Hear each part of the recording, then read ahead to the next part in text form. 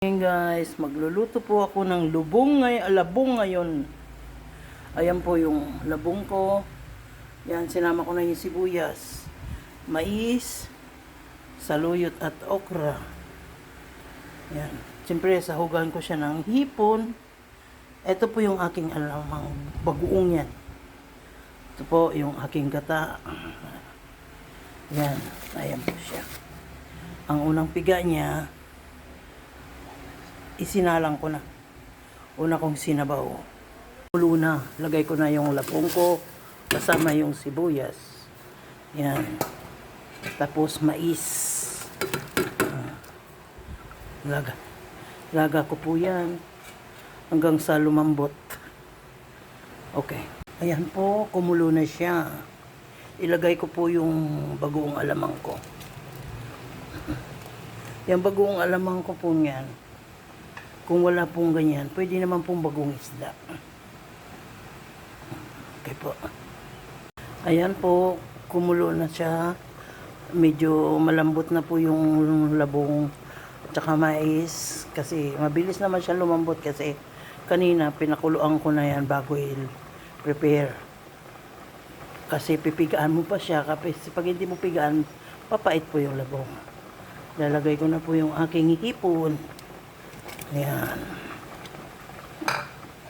Kunti lang po kasi kunti lang kami kakain. Ayan. Pakuloy lang ng sandali.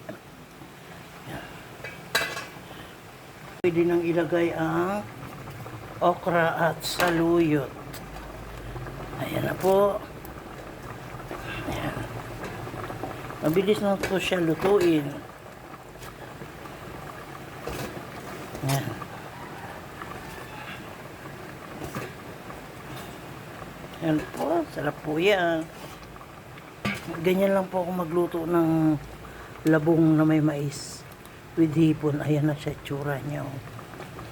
Pakuluan lang po ulit ng saglit. Tapos ilagay yung gata.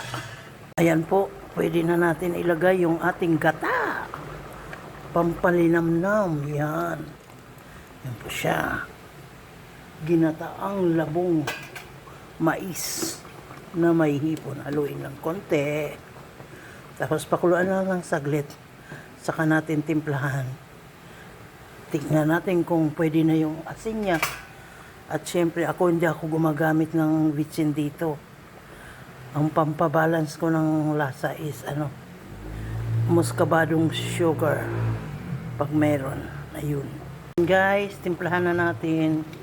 Lagyan ko na ng kunting asin. Yan. May asin na yan.